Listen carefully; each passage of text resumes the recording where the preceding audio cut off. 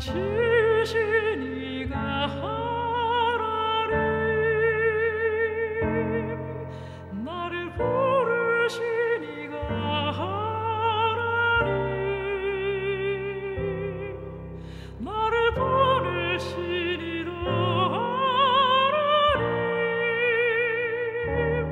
나의 나 된 것은 다 하나님 은혜라. 나의 달려갈 길 다가도록, 나의 마지막 호흡 다하도록 나로 그 십자가 함께하시리. 한국의 재중원 드라마 이름 기억하시나요? 존 헤론 선교사 기억납니까? 한국의 수많은 선교사들이 오늘날 한국을 만들기 위해서 젊은 20대, 30대 피를 한국 땅에 다 쏟았어요. 합정동 보험회제 가보시면 그 수많은 선교사님들, 이름도 없는 비문들, 자신의 자식들을 풍토병으로 죽였던 선교사들입니다. 헤론 선교사님 1885년도에 뉴욕 대학교 개교 이래로 체우스 의과대학으로 성적으로 졸업을 하고 27살 나이에 결혼하자마자 한국으로 들어왔어요.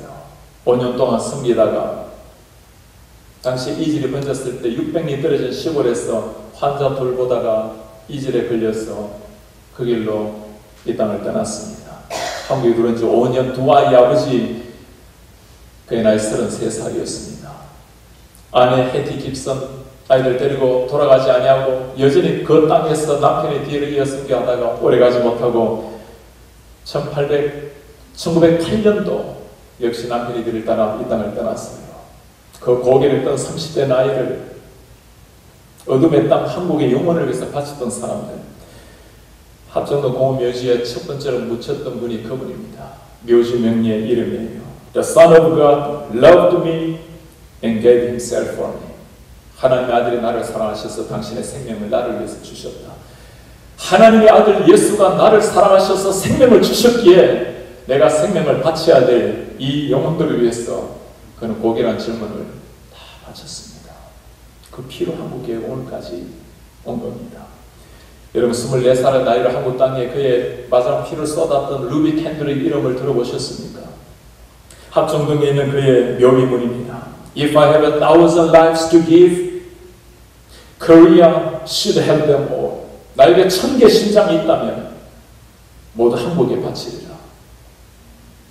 그가 이 땅을 떠나기 전에 부모님에게 쓴 편지가 남아있어요. 사랑하는 아버지 어머니, 이곳 조선 땅에 오기 전에 집들에 심었던 꽃들이 활짝 피었다는 소식을 들었을 때 하루 종일 집 생각만 했습니다. 아버지 어머니, 이곳 조선 땅은 참으로 아름다운 곳입니다. 모두들 하나님을 닮은 사람들 같습니다.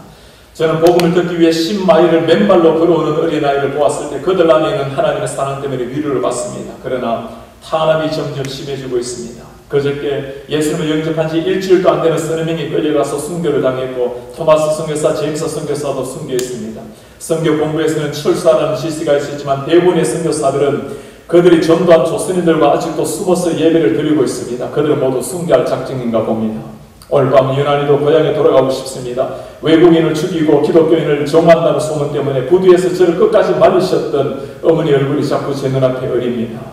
어머니 아버지, 어쩌면 이 편지가 마지막일 수 있겠습니다. 제가 이곳에 오기 전 뒤뜰에 심었던 하나의 씨앗으로 이제 내년이면 온 동네가 꽃으로 가득하겠지요. 그리고 또 다른 씨앗을 만들어내겠지요. 저는 이곳에서 작은 씨앗이 되기로 결심했습니다. 제가 씨앗이 되어 이 땅에 묻히게 되었을 때 아마 하나님의 시간이 되면 조선 땅에는 많은 꽃들이 피고 그들도 여러 나라에서 하늘의 씨앗이 될 것입니다. 저는 이 땅에 제 심장을 묻겠습니다. As for me, I will bury my heart in this land. 이것은 조선을 향한 제 열정이 아니라 조선을 향한 하나님의 사랑이라는 것을 알게 되었습니다. 어머니 아버지를 사랑합니다. 조선이 어떤 땅이었길래 그 고결한 24살의 젊은 여인이 이렇게 피를 흘리며 죽어야했습니까? 예수 그리스도가 나를 위해서 심장을 주셨기에 내 심장에 피는 피가 예수의 피라면, 그렇게 살다가 죽지 않으면 무엇을 위해서 살다가 가셔야 되겠어요?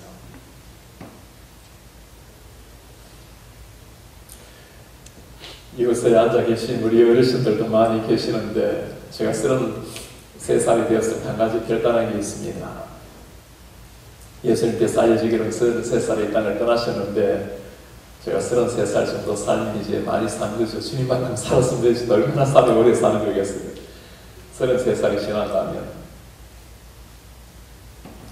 내가 남아있는 생애를 덤으로 얻는 은혜로 알고,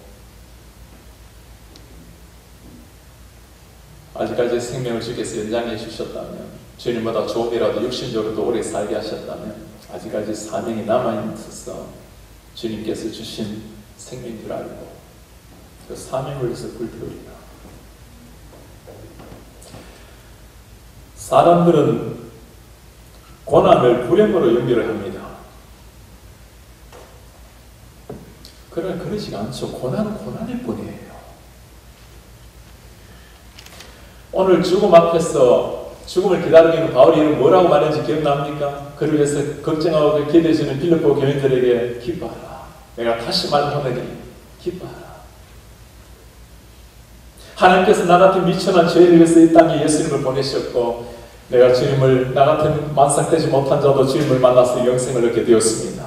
나 같은 죄인에게 복음을 전가하는 전도자로 세우고, 나 같은 죄인에게 이제는 감옥에까지 오게 하셔서 감옥 안에서도 복음을 전하게 했습니다. 수많은 사람들이 예수를 믿고 변화를 받고, 내 속에 사는 이가 그리스도니 내가 죽는 것도 유익합니다. 내가 사나 죽어나 내가 그리스도의 것입니다. 죽음 앞에서도 십자가의 길을 걷고 하늘을 향해서 당당한 미소를 짓고 걸어가는 사람들, 그들이 세상을 격동하고 요동시키는 그리스도인이라는 사람입니다. 저는 목회를 시작하기 전에 한국 청신대학교 신학대학원에서 10년 동안 신학을 가르치던 교수로서입니다가, 이제 4년 가까이 미국 수도 워싱턴 중앙장로교에서 목회를 하고 있습니다. 방학 때가 되면 중국 그리고 남미 선교지에서 늘 삶을 보내었어요. 2010년도 IT 지진이 났을 때는 중국에서 섬기다가 바로 미얀마에 건너가서 섬기다가, 미얀마가 얼마나 더워요. 40도, 45도. 계속 가르치고 하다 보니 땀을 쏟고 그렇게 쓰러져서 기절을 하게 되었어요. 다시 깨어나서 봄 전하다가 미국 들어와서 하루 쉬고 바로 다음날 아내와 함께 IT로 들어갔습니다. 30만 명이 죽어 있는 땅. 2번이나 쓰러져서 또 링거를 맞으면서 그렇게 복음을 전하다가 방을 마치 한국으로 들어갔어요. 제자들이 묻습니다. 교수님, 그렇게까지 몸을 혹사하면서 복음을 전해야 됩니까? 제가 그들 눈을 보면서 더 묻습니다. 자네는 그렇게 해서라도 복음을 전하지 않으면 어떻게 살다가 죽기를 바라는가?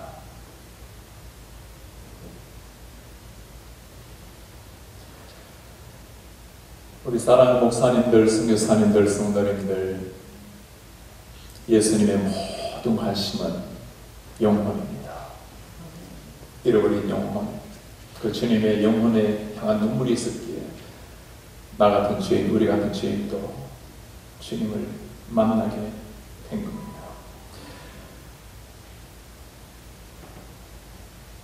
우리 주위에 여러분들 가족분들 중에 아직까지 주님을 모르는 분이 계십니까? 오늘 밤 주님이 오신다면 영원한 이별을 해야 될지 모를 한 분이 계십니까? 여러분들의 핸드폰에 기록된 이름 중에 주님을 모르는 한 분이라도 계십니까?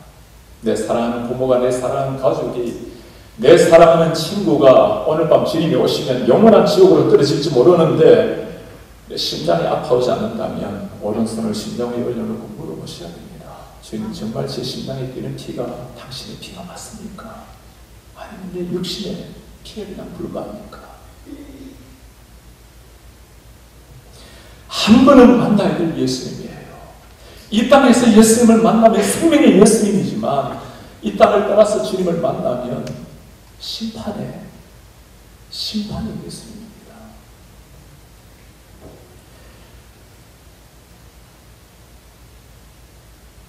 우리 모든 선교사님들과 모든 목사님들, 여러분들이 섬기시는 교회와 선교지에 이 십자가의 복음으로 매 주일 죽어 있는 영혼들이 살아나고 수많은 젊은이들이 하나님의 전사로 변화되는 위대한 역사가 일어나기를 축복합니다. 이를 위해서 우리가 받아야 될 고난이 있다면 잠시 잠깐 고통스럽고 아플지라도 예수께서 걸어가신 십자가의 감히 따라가시는 영광스러운 특권임을 알고 고통 가운데서도 담담하게 하늘 향해 미소를 짓고 나아가시는 이런 주의 백성들 되시기를 축복합니다. 오늘 바울이 우리에게 남긴 마지막 그의 인생 정리를 한 줄로 말씀하고 있어요. 내가 선한 싸움을 싸우고 달려갈 길을 마치고 믿음을 지켰으니 선한 싸움 싸우고 달려갈 길 다 마치고 믿음을 지켰으니 물어보고 싶습니다. 무엇이 바울로 하여금 한순간도 흐트러짐 없이 이렇게 복음을 향해서 마지막까지 살겠는가?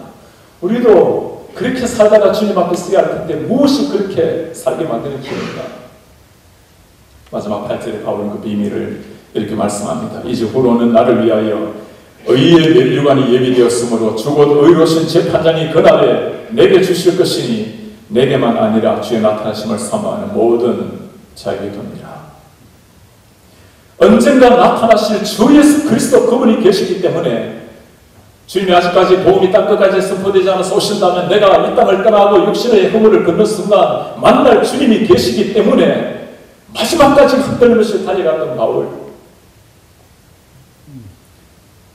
여러분 기억하셔야 됩니다. 땅 위에 살아가는 삶은 잠시 바람처럼 지나가는 낙은 인생, 순례자 인생입니다. 언젠가 우리 주님을 만날 날이 눈앞에 다가오는 겁니다. 주님 기다리시는 주님이 계시기에, 내 모든 싸움을 끝나는 날 나를 안아줄 주님이 계시기에 한순간도 흐트러짐 없이 끝까지 달려갈 수 있었던 바울이었어요. 우리 선교사님들, 여러분들과 눈물과 땀과 고난의 모든 수십 년의 삶을 기억하시고 계시는 분이 계세요. 아무도 알아주지 않는다 해도 그분이 기다리고 계십니다. 저는 오늘 이렇게 살아가고 있는 목회 현장에서 또 삶의 현장에서 우리 선교지에서 그렇게 살아가고 있는 여러분들을 뵈면서 저도 여러분들을 보면서 그렇게 고마울 수가 없고, 우리 하나님께서 여러분들을 보시고 기뻐하시 그 모습을 생각하면 가슴이 벅차오릅니다. 우리 모두가 그렇게 살아가고 계시지만 오늘 제가 꼭 그렇게 살아보셨고 살아 계시는 한 분을 소개하고 싶습니다.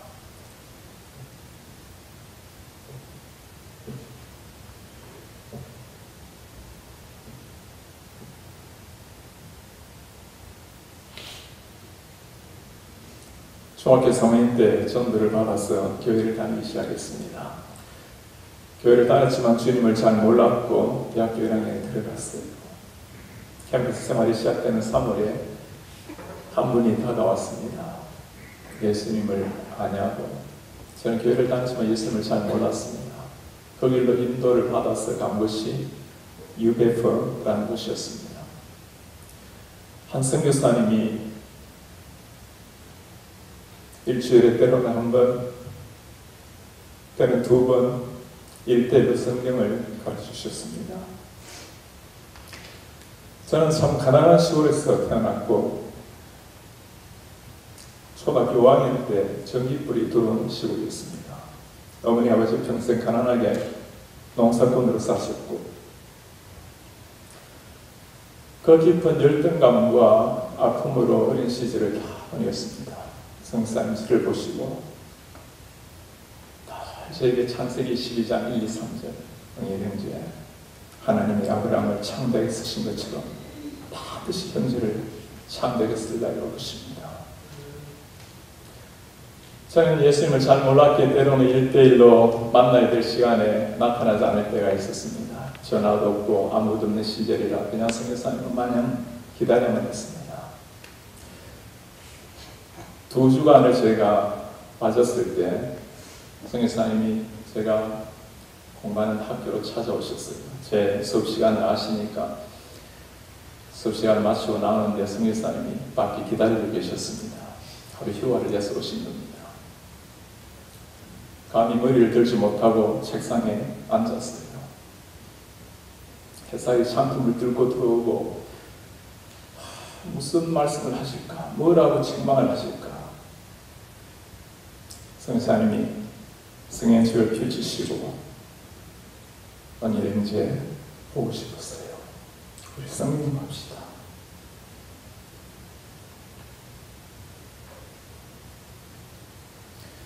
성교사님은 서울대학교 법대를 졸업을 하셨고 당시 외무부에서 가장 뛰어난 공직자셨습니다. 미천한 한 청년을 위해서 그의 젊음을 바치셨고 그리고 모든 세상의 화려한 것들을 뒤로하고 한참 일할 젊은 나이에 선교지로 일생을 떠나셨습니다. 30년 전의 이야기입니다. 그리고 오늘 밤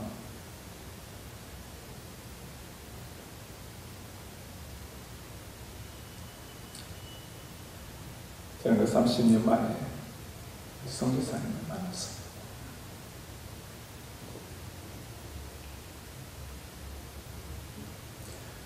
모든 게 하나님의 은혜고 우리 모두가 마땅히 살아가야 될 길이지만 그렇게 살아주신 우리 선교사님 고맙습니다. 하나님만이 받으실 영광이지만 저는 그분을 좀 섬기고 싶어요. 조지반 선교사님 한번 선생님 일어나 주십시오.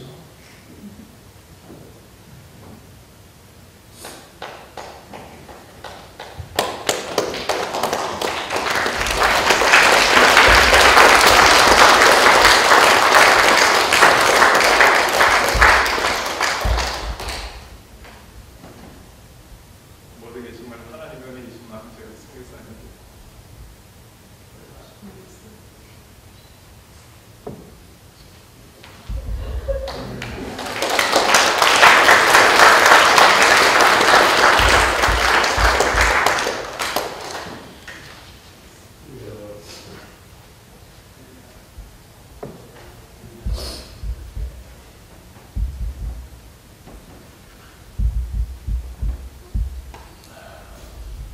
여러분들의 눈을 보면서 제가 한번 물어보고 싶습니다.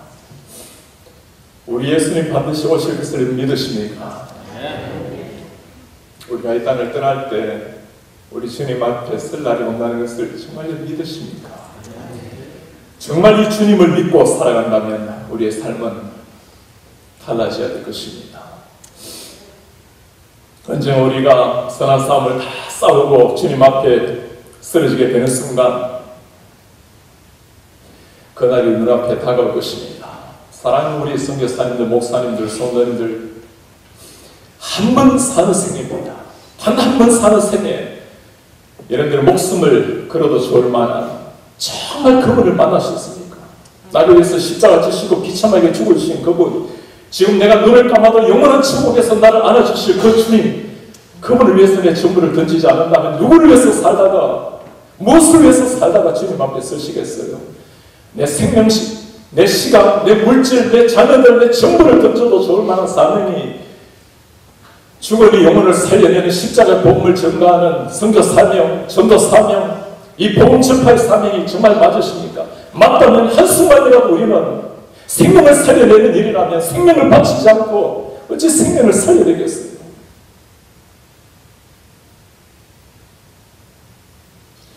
언젠가 선한 싸움 다 싸우고 1%의 에너지도 남김없이 다 쏟고 주님 앞에 쓰러지게 되는 순간 우리 지금 우리에게 다가오셔서 쓰러진 우리 오른손을 붙들고 이렇게 세우려고 할 것입니다. 주님 말씀하실 것입니다. 잘했다 충성된 종아, 내가 전하고자 할 복음을 네가 대신 전해주었구나. 내가 받아야 될 고난을 네가 대신 받아주었구나. 세상의 모든 화려한 것들을 뒤로하고 마지막까지 달려와 주었구나. 고맙다 충성된 종아. 우리 주님 우리를 바라보시면서 감동의 눈물을 흘릴 날이 올 것입니다. 우리 주님을 만나는 그 순간까지 다시 한번 살아도 주를 위해서, 죽어도 십자가의 복음을 위해서 여러분들이 서 있는 현장, 여러분들이 발 디뎌온 곳곳마다 생명의 주님 십자가 복음을 위해서 고결하게 삶을 불태우다가 우리 주님 부르시는 날 영광스러운 모습으로 주님 앞에 서시는 우리 하나님의 사람들, 동역자들 되시기를 주님의 이름으로 축복합니다. 우리 가서 기도 한번 하겠습니다. 이 시간은 계속 이어서 중남미 우리 전대덕 선교사님 기도 인도하시겠습니다.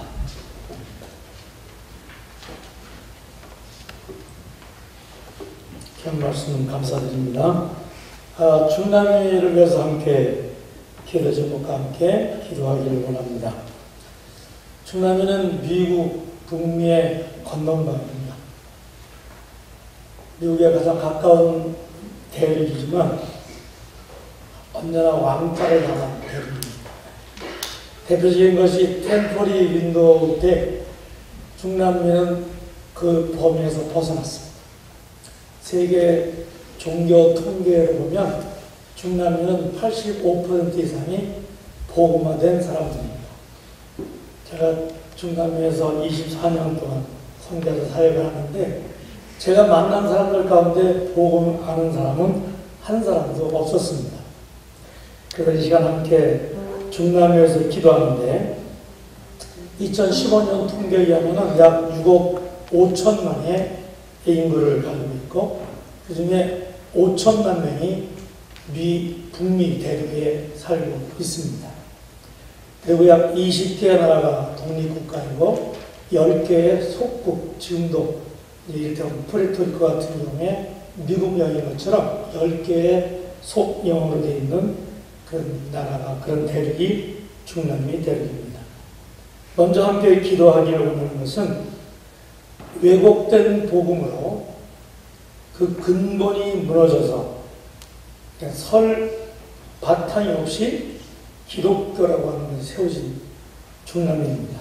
그래서 진정한 복음으로 회복이 되어서 정말 하나님이 찾으시는, 하나님이 기뻐하시는 대륙이 될 수 있도록 기도했으면 좋겠습니다.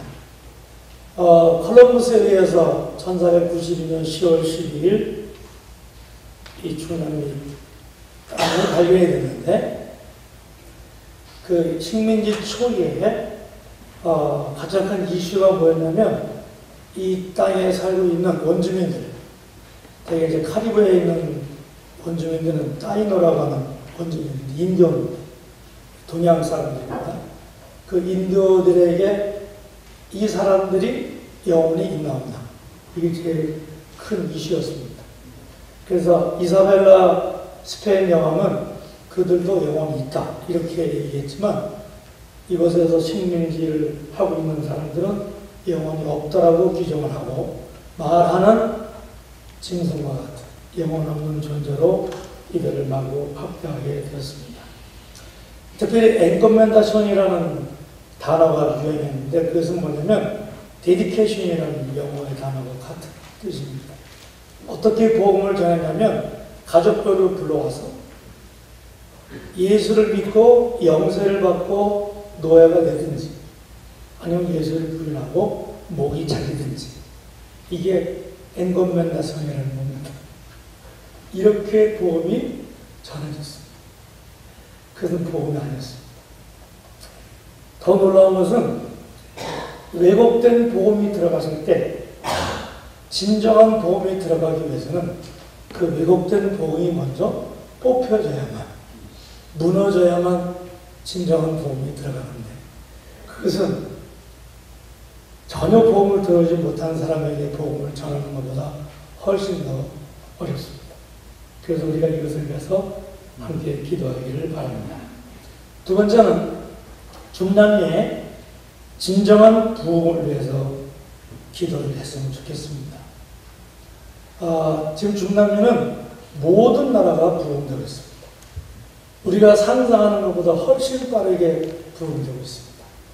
저는 쿠바에서 살아가고 있는데 쿠바가 1200만 중에 약 거의 200만에 해당되는 거의 20%에 육박되는 크리스천들이 있습니다.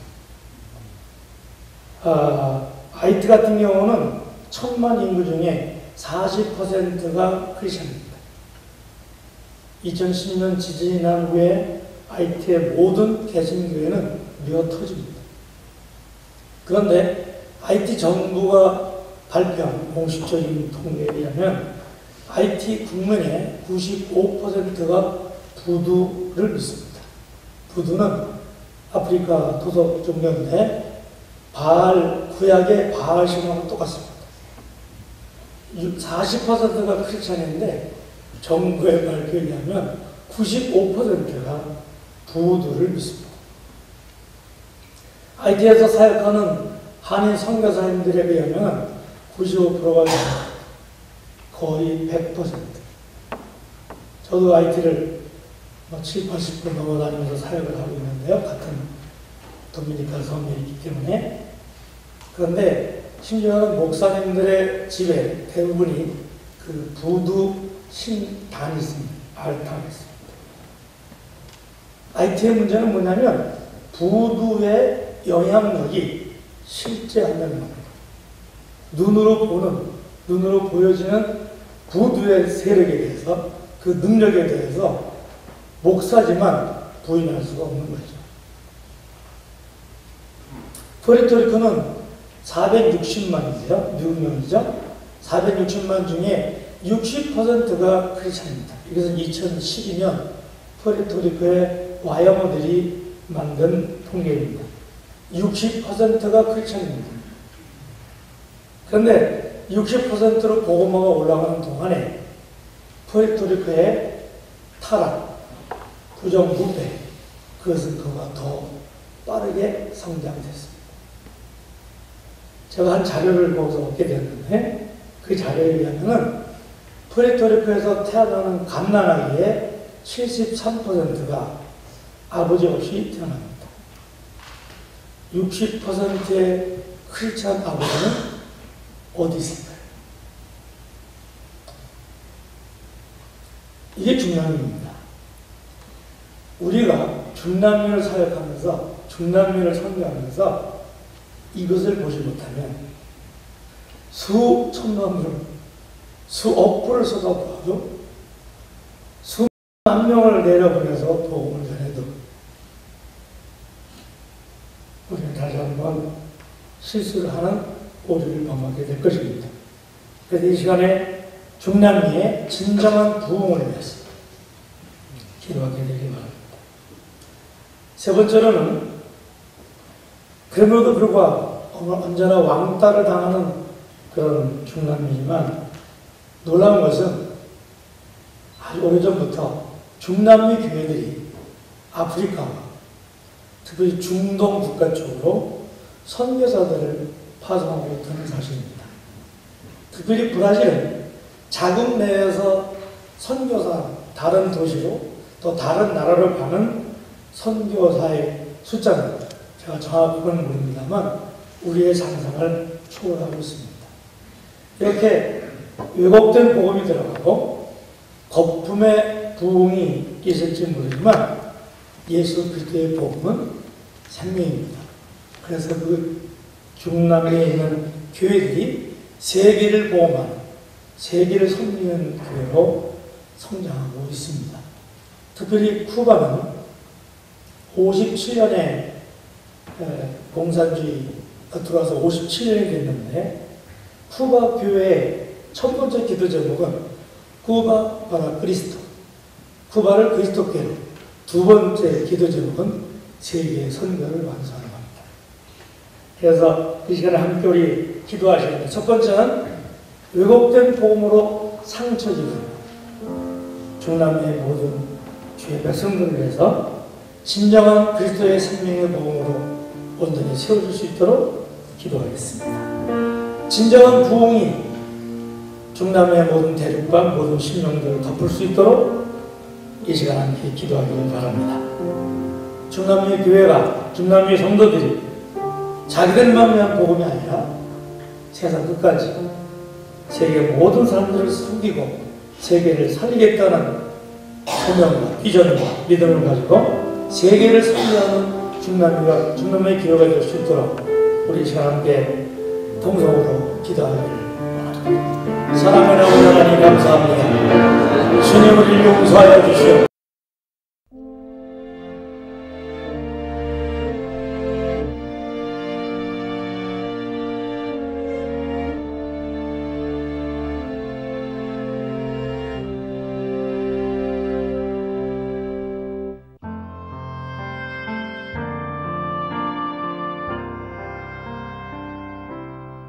나를 지으신